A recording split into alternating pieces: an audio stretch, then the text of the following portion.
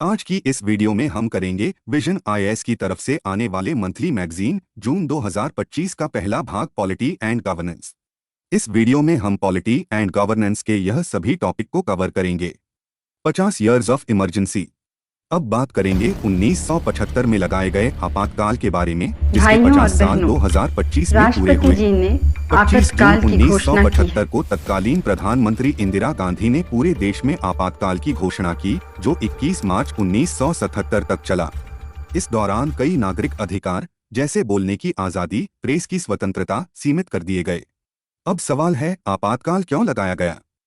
पहला कारण था सामाजिक अशांति। उस समय देश में बड़े पैमाने पर प्रदर्शन और हड़तालें हो रही थीं। जयप्रकाश नारायण ने जेपी आंदोलन शुरू किया था, जिसमें लोग इंदिरा गांधी की सरकार के खिलाफ सड़कों पर थे। सरकार ने कहा कि यह अशांति देश के लिए खतरा है और इसे नियंत्रित करने के लिए आपातकाल जरूरी है।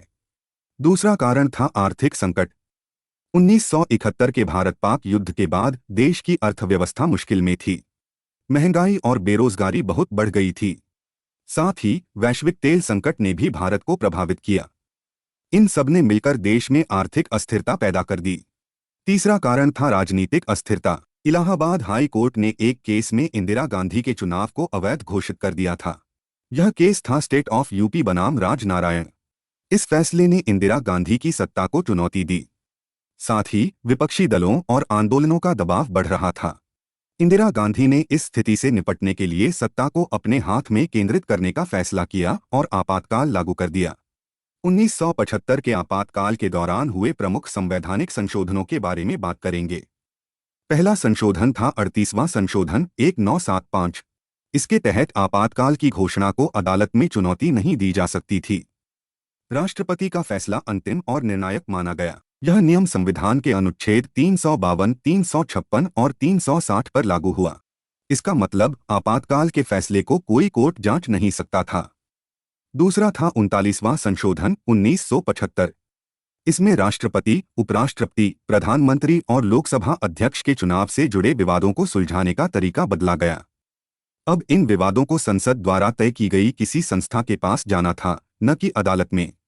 इससे ये पद अदालत की पहुंच से बाहर हो गए। तीसरा और सबसे बड़ा था 42वां संशोधन 1976। इसे मिनी संविधान भी कहते हैं, क्योंकि इसमें कई बड़े बदलाव हुए। चलिए इसे समझते हैं। नीति निर्देशक तत्वों को मौलिक अधिकारों से ऊपर रखा गया। अनुच्छेद 31C के तहत नीति निर्देशक तत्वों को लागू करने वाली योजनाओं को कोर्ट में चुनौती नहीं दी जा सकती थी।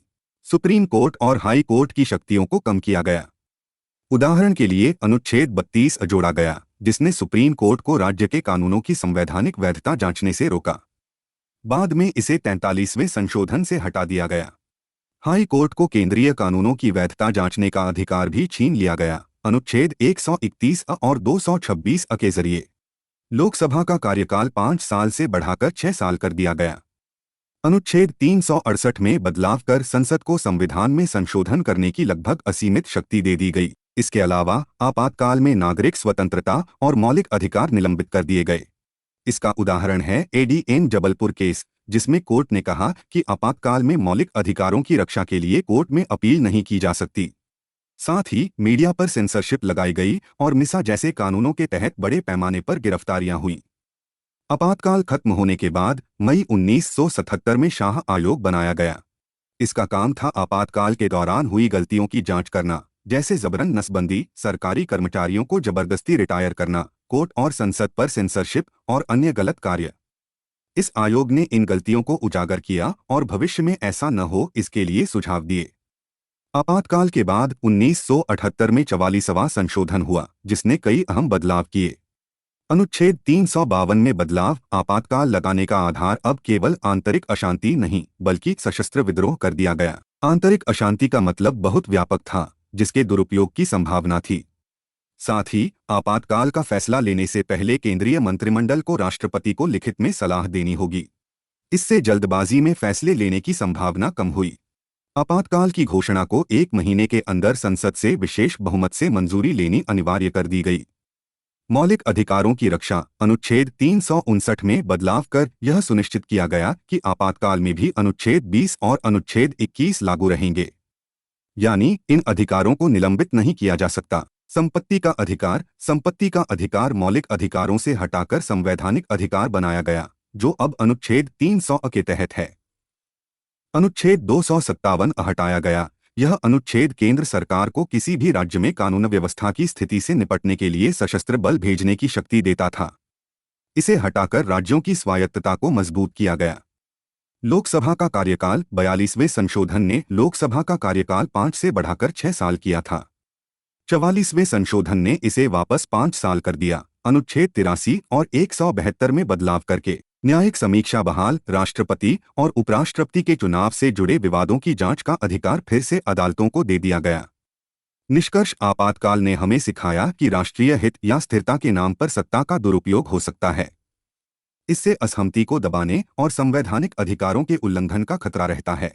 2025 में आपातकाल के 50 साल पूरे होने पर कई संगठनों ने सेमिनार आयोजित किए, जैसे कि जुलाई 2025 में दिल्ली में एक कार्यक्रम जहां लोकतंत्र की रक्षा पर जोर दिया गया। यह हमें याद दिलाता है कि संवैधानिक सुरक्षा और नागरिक स्वतंत्रता को बनाए रखने के लिए हमें हमेशा सतर्क रहना होगा। राष्ट्रीय आपातकाल के अनुच्छेद 352 के बारे में विस्तार से बात करेंगे। राष्ट्रीय आपातकाल क्या है? अनुच्छेद 352 के तहत अगर देश में युद्ध, बाहरी हमला या सशस्त्र विद्रोह जैसी गंभीर स्थिति हो तो राष्ट्रपति राष्ट्रीय आपातकाल की घोषणा कर सकते हैं। यह देश की सुरक्षा और स्थिरता के लिए उठाया जाने वाला बड़ा कदम है। आपातकाल लगाने के आधार: युद्ध जैसे 1962 का भारत चीन युद्ध, बाहरी हमला जैसे 1971 का भारत पाक युद्ध, सशस्त्र विद्रोह जैसे आतंकी गतिविधियां या बड़े पैमाने पर हिंसक विद्रोह। पहले आंतरिक अशांति भी आधार था, लेकिन 44वें संशोधन के बाद इसे बदलकर सशस्त्र विद्रोह कर दिया गया ताकि इसका दुरुपयोग न हो। घोषणा की प्रक्रिया: राष्ट्रपति आपातकाल तभी घोषित कर सकते हैं जब केंद्रीय मंत्रिमंडल लिखित में इसकी सलाह दे। यह नियम सुनिश्चित करता है कि फैसला जल्दबाजी में न हो बल्कि सोच समझकर लिया जाए। मंजूरी: आपातकाल की घोषणा को 1 महीने के अंदर लोकसभा और राज्यसभा दोनों से मंजूरी लेनी होती है। अगर लोकसभा भंग हो तो नई लोकसभा बनने के 30 दिन के अंदर मंजूरी जरूरी है और तब तक राज्यसभा को मंजूरी देनी होगी। मंजूरी के लिए विशेष बहुमत चाहिए, सदन की कुल सदस्यता का बहुमत, उपस्थित और मतदान करने वाले सदस्यों के 2/3 से अधिक का समर्थन। अवधि: एक बार घोषित आपातकाल 6 महीने तक रहता है। इसे बार बार नवीनीकरण करके अनिश्चितकाल तक बढ़ाया जा सकता है जब तक इसे रद्द न किया जाए। रद्द करना: राष्ट्रपति किसी भी समय आपातकाल रद्द कर सकते हैं। लोकसभा एक प्रस्ताव पास करके भी इसे रद्द कर सकती है। इसमें राज्यसभा की कोई भूमिका नहीं है। राष्ट्रीय आपातकाल का प्रभाव: केंद्र राज्य संबंध: केंद्र सरकार राज्यों को किसी भी मामले में निर्देश दे सकती है। अनुच्छेद 250 के तहत संसद राज्य सूची के किसी भी विषय पर कानून बना सकती है। राष्ट्रपति केंद्र और राज्यों के बीच राजस्व वितरण को बदल सकते हैं। लोकसभा और विधानसभाओं का कार्यकाल: आपातकाल के दौरान लोकसभा और विधानसभाओं का कार्यकाल 1 साल के लिए बढ़ाया जा सकता है, लेकिन आपातकाल खत्म होने के 6 महीने बाद यह बढ़ोतरी नहीं हो सकती। मौलिक अधिकार: अनुच्छेद 358 अगर आपातकाल युद्ध या बाहरी हमले की वजह से है तो अनुच्छेद 19 बोलने की आज़ादी आदि के अधिकार अपने आप निलंबित हो जाते हैं। अनुच्छेद 359 राष्ट्रपति अन्य मौलिक अधिकारों को निलंबित कर सकते हैं। 44वां संशोधन ने सुनिश्चित किया कि अनुच्छेद 20 अपराध के लिए सजा से सुरक्षा और अनुच्छेद 21 जीवन और व्यक्तिगत स्वतंत्रता कभी निलंबित न हो। अगर आपको वीडियो पसंद आ रही है तो अभी इसको लाइक करें। पर्सनैलिटी राइट्स: हाल ही में दिल्ली हाई कोर्ट ने सद्गुरु जग्गी वासुदेव के व्यक्तित्व अधिकारों को सुरक्षित करने का आदेश दिया। कुछ वेबसाइट्स और प्लेटफॉर्म्स ने आर्टिफिशियल इंटेलिजेंस का इस्तेमाल करके उनकी आवाज, चेहरा और छवि का गलत उपयोग किया। कोर्ट ने इसे रोकने के लिए कदम उठाए। दिल्ली हाई कोर्ट ने 30 मई 2025 को एक अंतरिम आदेश जारी किया जिसमें कहा गया कि कुछ अनजान वेबसाइट्स और सोशल मीडिया प्लेटफॉर्म्स ने एआई का उपयोग करके सद्गुरु की छवि, आवाज और वीडियो को बदला। इनका इस्तेमाल फर्जी प्रोडक्ट्स जैसे गर्भ यात्रा, नाम की किताब या निवेश प्लेटफॉर्म जैसे ट्रेंडास्टिक प्रिज्म को बढ़ावा देने के लिए किया गया। कोर्ट ने इसे धोखाधड़ी माना और इन वेबसाइट्स को ब्लॉक करने, यूट्यूब चैनल हटाने और उनके सब्सक्राइबर की जानकारी देने का आदेश दिया। पर्सनैलिटी राइट्स का मतलब है कि कोई व्यक्ति अपने नाम, चेहरा, आवाज, हाव भाव या खास पहचान जैसे गुणों के अनधिकृत उपयोग को रोक सकता है। ये अधिकार दो तरह के होते हैं, वाणिज्यिक, जैसे किसी की छवि का इस्तेमाल बिना इजाजत प्रोडक्ट बेचने के लिए करना। गैर वाणिज्यिक, जैसे किसी की निजता का हनन करना। भारत में पर्सनैलिटी राइट्स के लिए कोई स्पष्ट कानून नहीं है, लेकिन इन्हें कुछ हद तक अन्य कानूनों और संवैधानिक प्रावधानों से संरक्षण मिलता है। पर्सनैलिटी राइट्स के दो मुख्य हिस्से। राइट टू पब्लिसिटी, यह अधिकार किसी की छवि, आवाज या पहचान का बिना अनुमति व्यावसायिक उपयोग रोकता है। उदाहरण, अगर कोई कंपनी बिना इजाजत सदगुरु की तस्वीर का इस्तेमाल प्रोडक्ट बेचने के लिए करे तो यह इसका उल्लंघन है। भारत में यह कुछ हद तक ट्रेडमार्क्स एक्ट 1999 और कॉपीराइट एक्ट 1957 के तहत संरक्षित है। जैसे किसी की तस्वीर या आवाज को कॉपीराइट का हिस्सा माना जा सकता है। राइट टू प्राइवेसी, यह अधिकार कहता है कि बिना अनुमति किसी की पहचान को सार्वजनिक रूप से गलत तरीके से पेश नहीं किया जा सकता। यह संविधान के अनुच्छेद 21 के तहत आता है। 2017 में जस्टिस केस पुट्टास्वामी केस में सुप्रीम कोर्ट ने निजता के अधिकार को मौलिक अधिकार माना, जिससे पर्सनैलिटी राइट्स को और मजबूती मिली। मरणोपरांत व्यक्तित्व अधिकार, भारत में मृत्यु के बाद व्यक्तित्व अधिकारों की सुरक्षा के लिए कोई स्पष्ट कानून नहीं है। हालांकि एम्बलम्स एक्ट 1950 महात्मा गांधी और प्रधानमंत्री की छवियों के व्यावसायिक उपयोग को रोकता है। दीपा जयकुमार बनाम ए विजय केस में मद्रास हाई कोर्ट ने कहा कि किसी व्यक्ति के व्यक्तित्व अधिकार, प्रतिष्ठा या निजता का संरक्षण उनके जीवनकाल तक ही रहता है। मृत्यु के बाद ये अधिकार खत्म हो जाते हैं। इसका मतलब भारत में अभी मरणोपरांत व्यक्तित्व अधिकारों की सुरक्षा सीमित है। पर्सनैलिटी राइट्स पर महत्वपूर्ण फैसले। आईसीसी डेवलपमेंट इंटरनेशनल लिमिटेड बनाम अरबी एंटरप्राइजेज 2003 दिल्ली हाई कोर्ट। इस केस में दिल्ली हाई कोर्ट ने कहा कि किसी व्यक्ति के पब्लिसिटी अधिकार को छीनना संविधान के अनुच्छेद 19 बोलने की आज़ादी और अनुच्छेद 21 जीवन और व्यक्तिगत स्वतंत्रता का अधिकार का उल्लंघन है। इसका मतलब, अगर कोई बिना अनुमति किसी की पहचान का व्यावसायिक उपयोग करता है तो यह गलत है। अरुण जेटली बनाम network solutions private limited 2011 Delhi high court. इस केस में कोर्ट ने कहा कि किसी व्यक्ति की लोकप्रियता या प्रसिद्धि इंटरनेट पर भी उतनी ही महत्वपूर्ण है जितनी वास्तविक जीवन में। अगर कोई इंटरनेट पर किसी मशहूर व्यक्ति के नाम या छवि का गलत इस्तेमाल करता है तो यह उनके व्यक्तित्व अधिकारों का उल्लंघन माना जाएगा। रजनीकांत बनाम वर्षा प्रोडक्शंस 2015 मद्रास हाई कोर्ट ने फैसला दिया कि किसी सेलिब्रिटी के नाम, छवि या खास अंदाज का बिना अनुमति इस्तेमाल करना उनके व्यक्तित्व अधिकारों का उल्लंघन है। उदाहरण के लिए, अगर कोई रजनीकांत की तस्वीर या उनके स्टाइल का इस्तेमाल बिना उनकी सहमति के फिल्म या विज्ञापन में करता है तो यह गैरकानूनी है। निष्कर्ष, भारत में पर्सनैलिटी राइट्स की सुरक्षा के लिए अभी कोई स्पष्ट कानून नहीं है। बौद्धिक संपदा कानून जैसे ट्रेडमार्क्स एक्ट और कॉपीराइट एक्ट कुछ हद तक संरक्षण देते हैं, लेकिन ये पर्याप्त नहीं हैं। खासकर एआई और डीप फेक के बढ़ते दुरुपयोग को देखते हुए एक मजबूत कानूनी ढांचे की जरूरत है। 2025 में, जैसा कि हमने सदगुरु केस में देखा, दिल्ली हाई कोर्ट ने एआई से बने फर्जी कंटेंट को रोकने के लिए सख्त कदम उठाए। लेकिन भविष्य में सरकारी एजेंसियों को और सक्रिय होना होगा ताकि जनित नकली सामग्री को तुरंत रोका जा सके। इसके लिए एक व्यापक कानून और निगरानी व्यवस्था जरूरी है। आप इस प्लेलिस्ट से इस जून 2025 महीने के मैगजीन की सभी वीडियो देख सकते हैं। Constitutional validity of narco tests. अब हम नार्को टेस्ट की संवैधानिक वैधता के बारे में बात करेंगे, जो हाल ही में सुप्रीम कोर्ट के एक फैसले के कारण चर्चा में है। हाल की खबर, सुप्रीम कोर्ट ने पटना हाई कोर्ट के उस आदेश को रद्द कर दिया जिसमें सभी आरोपियों और गवाहों पर नार्को टेस्ट की इजाजत दी गई थी। यह फैसला 2010 के सेल्वी बनाम कर्नाटक राज्य केस के आधार पर लिया गया, जिसमें नार्को टेस्ट और पॉलीग्राफ जैसे टेस्ट की संवैधानिक वैधता पर विचार किया गया था। नार्को टेस्ट क्या है? नार्को टेस्ट एक पूछताछ का तरीका है जिसमें किसी संदिग्ध को नियंत्रित परिस्थितियों में सोडियम पेंटोथल नाम की दवा दी जाती है। यह एक साइकोएक्टिव ड्रग है जो व्यक्ति की तर्कशक्ति और सही गलत तय करने की क्षमता को कम कर देता है। इस दवा का इस्तेमाल सर्जरी में बेहोशी के लिए भी किया जाता है। टेस्ट का मकसद है संदिग्ध से सच निकालना। सुप्रीम कोर्ट के फैसले की मुख्य बातें। अनैच्छिक नार्को टेस्ट असंवैधानिक है। जबरन नार्को टेस्ट संविधान के अनुच्छेद 20(3) खुद के खिलाफ गवाही देने से रोक और अनुच्छेद 21 जीवन और व्यक्तिगत स्वतंत्रता का अधिकार का उल्लंघन करता है। किसी भी परिस्थिति में जबरन नार्को टेस्ट पूरी तरह गैरकानूनी है। जबरन टेस्ट से मिली जानकारी को कोर्ट में सबूत के तौर पर इस्तेमाल नहीं किया जा सकता। स्वैच्छिक नार्को टेस्ट से दोष सिद्ध नहीं हो सकता। अगर कोई व्यक्ति अपनी मर्जी से नार्को टेस्ट करवाता है और सभी नियमों का पालन होता है, तब भी टेस्ट की रिपोर्ट को सीधे सबूत के तौर पर इस्तेमाल नहीं किया जा सकता।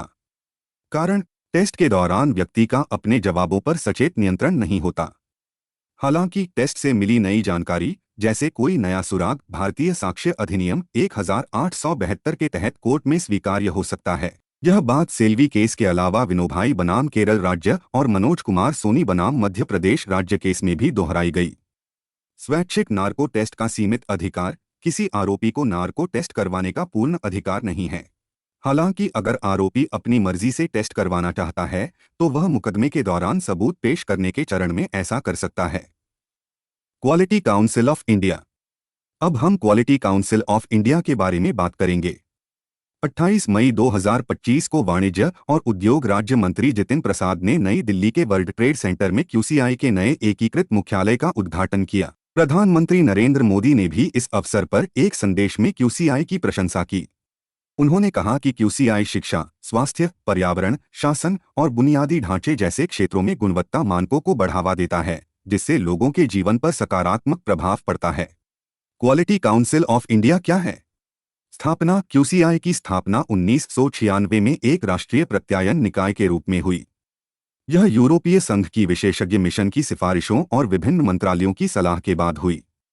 उद्देश्य भारत में गुणवत्ता आंदोलन को बढ़ावा देना और उत्पादों, सेवाओं और प्रक्रियाओं में गुणवत्ता सुनिश्चित करना। गैरलाभकारी संगठन। QCI एक गैरलाभकारी संगठन है जो सोसाइटीज रजिस्ट्रेशन एक्ट 1860 के तहत पंजीकृत है। सार्वजनिक निजी भागीदारी। इसे भारत सरकार और 3 प्रमुख उद्योग संगठनों असोचम, CII और FICCI के सहयोग से बनाया गया। नोडल मंत्रालय। वाणिज्य और उद्योग मंत्रालय के तहत बिट QCI के लिए नोडल एजेंसी है। अध्यक्ष। QCI के अध्यक्ष की नियुक्ति प्रधानमंत्री उद्योग की सिफारिशों पर करते हैं। पहले अध्यक्ष रतन टाटा थे और वर्तमान में जगसे शाह इस पद पर हैं। QCI का मुख्य कार्य। यह एक स्वतंत्र राष्ट्रीय प्रत्यायन निकाय है जो उत्पादों, सेवाओं और प्रक्रियाओं की गुणवत्ता का तृतीय पक्ष मूल्यांकन करता है।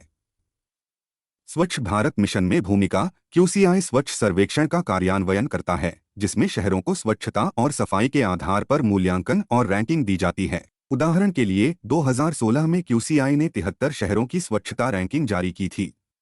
World accreditation day. हर साल 9 जून को वर्ल्ड एक्रेडिटेशन डे मनाया जाता है, जो इंटरनेशनल लैबोरेटरी एक्रेडिटेशन कोऑपरेशन और इंटरनेशनल एक्रेडिटेशन फोरम की वैश्विक पहल है। इसका उद्देश्य प्रत्यायन के महत्व को बढ़ावा देना है। अगर आपको वीडियो पसंद आ रही है, तो आप इस वीडियो को अपने IAS की तैयारी कर रहे दोस्तों के साथ शेयर कर सकते हैं। एसीनेट ऐप। हाल ही में केरल, गुजरात, पंजाब और पश्चिम बंगाल की 5 विधानसभा सीटों के उपचुनावों में इसका इस्तेमाल हुआ। एसीनेट एक नया डिजिटल प्लेटफॉर्म है। यह वोटर टर्नआउट यानी मतदान की जानकारी को जल्दी देने के लिए बनाया गया है। चुनाव नियम 1961 के तहत प्रेसाइडिंग ऑफिसर को फॉर्म 17C देना होता है। यह फॉर्म राजनीतिक दलों के बूथ लेवल एजेंट्स को दिया जाता है। ये एजेंट्स मतदान खत्म होने के बाद पोलिंग स्टेशन पर मौजूद होते हैं। एसीनेट की खासियत है कि यह हर 2 घंटे में वोटर टर्नआउट की जानकारी अपडेट करता है। फॉर्म 17C क्या है? फॉर्म 17C एक आधिकारिक दस्तावेज है जिसे कंडक्ट ऑफ इलेक्शंस रूल्स 1961 के तहत प्रेसाइडिंग ऑफिसर तैयार करता है। यह मतदान केंद्र पर हुए मतदान की पूरी जानकारी देता है। इसे मतदान खत्म होने के बाद बूथ लेवल एजेंट्स, जो राजनीतिक दलों द्वारा नियुक्त किए जाते हैं, को दिया जाता है। यह पारदर्शिता बनाए रखने में मदद करता है। फॉर्म 17C के 2 हिस्से। पहला हिस्सा, यह मतदान केंद्र से जुड़े आंकड़ों की जानकारी देता है। कुल मतदाताओं की संख्या, उस मतदान केंद्र पर पंजीकृत मतदाताओं की कुल संख्या।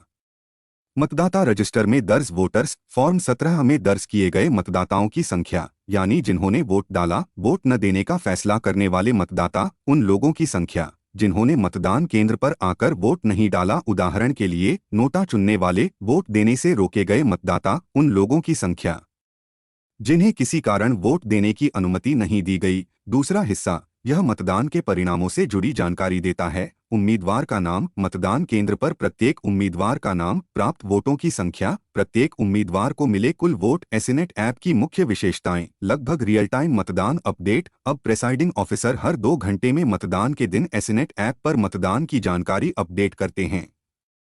पहले यह data sector officer phone, SMS या मैसेजिंग ऐप्स के जरिए मैन्युअल रूप से भेजते थे। जिससे 4 से 5 घंटे या उससे ज्यादा की देरी होती थी। अब यह प्रक्रिया तेज हो गई है। अगर नेटवर्क उपलब्ध न हो तो ऑफलाइन डेटा दर्ज किया जा सकता है और कनेक्टिविटी मिलने पर उसे अपलोड किया जाता है। डेटा की सटीकता सुनिश्चित केवल अधिकृत निर्वाचन आयोग के अधिकारी ही एसनेट ऐप पर डेटा दर्ज कर सकते हैं। इससे गलत या फर्जी जानकारी की संभावना खत्म होती है। अगर कोई विवाद होता है तो फॉर्म 17C जैसे वैधानिक दस्तावेजों में दर्ज डेटा को ही प्राथमिक माना जाता है। यह पारदर्शिता और विश्वसनीयता बनाए रखता है। तेज इंडेक्स कार्ड प्रकाशन। इंडेक्स कार्ड एक गैर वैधानिक पोस्ट इलेक्शन रिपोर्ट है जिसमें उम्मीदवारों, मतदाताओं, मतों की गिनती, पार्टीवार वोट शेयर, लिंग आधारित मतदान पैटर्न और क्षेत्रीय विविधताओं का विस्तृत डेटा होता है। यह शोधकर्ताओं, शिक्षाविदों और नीति निर्माताओं के लिए उपयोगी है। पहले इंडेक्स कार्ड तैयार करने में हफ्तों या महीनों लगते थे क्योंकि डेटा मैन्युअल रूप से भरा और सत्यापित किया जाता था। एसनेट के जरिए अब ज्यादातर फील्ड्स ऑटोफिल हो जाती हैं, जिससे इंडेक्स कार्ड चुनाव परिणामों के 72 घंटे के अंदर प्रकाशित हो जाता है। आदि कर्मयोगी प्रोग्राम। 27 जून 2025 को जनजातीय कार्य मंत्रालय ने नई दिल्ली में आदि अन्वेषण नामक 2 दिवसीय राष्ट्रीय सम्मेलन के समापन पर केंद्रीय मंत्री जुवाल ओराम ने आदि कर्मयोगी कार्यक्रम की शुरुआत की। यह कार्यक्रम 10 जुलाई 2025 को बेंगलुरु और 22 जुलाई 2025 को भोपाल में आयोजित रीजन प्रोसेस लैब के साथ और विस्तारित हुआ। आदि कर्मयोगी कार्यक्रम क्या है? यह जनजातीय कार्य मंत्रालय की एक प्रमुख पहल है जिसका उद्देश्य जनजातीय क्षेत्रों में जमीनी स्तर पर शासन को बेहतर बनाना है। यह मिशन कर्मयोगी की तर्ज पर बनाया गया है जो सिविल सेवकों की क्षमता निर्माण के लिए भारत सरकार की राष्ट्रीय योजना है। मुख्य विशेषताएं। उद्देश्य एक ऐसे प्रेरित और समर्पित अधिकारियों का समूह तैयार करना जो जनजातीय विकास के लिए नागरिक केंद्रित दृष्टिकोण अपनाएं। यह कार्यक्रम जमीनी स्तर के अधिकारियों के रवैये और प्रेरणा में बड़ा बदलाव लाने पर केंद्रित है ताकि वे जनजातीय समुदायों की बेहतर सेवा कर सकें। लक्ष्य 20 लाख हितधारकों को प्रशिक्षण देना जिसमें राज्य, जिला और ब्लॉक स्तर के अधिकारी और कार्यकर्ता शामिल हैं। देश भर के 1 लाख जनजातीय गांवों और बस्तियों में शासन और सेवा वितरण को बेहतर करना। प्रशिक्षण ढांचा 180 राज्य स्तरीय मास्टर ट्रेनर, 3000 जिला स्तरीय ट्रेनर और 15,000 ब्लॉक स्तरीय ट्रेनर तैयार किए जाएंगे। ये ट्रेनर जमीनी स्तर पर कार्यकर्ताओं को प्रशिक्षित करेंगे ताकि योजनाओं का प्रभावी कार्यान्वयन हो। आप इस वीडियो के डिस्क्रिप्शन बॉक्स या फिर इस एंड स्क्रीन से इसी मैगजीन के और पार्ट्स को भी देख सकते हैं। अगर आपको यह वीडियो पसंद आई तो इस वीडियो को लाइक, शेयर और चैनल नो नेम IAS को सब्सक्राइब करना ना भूले।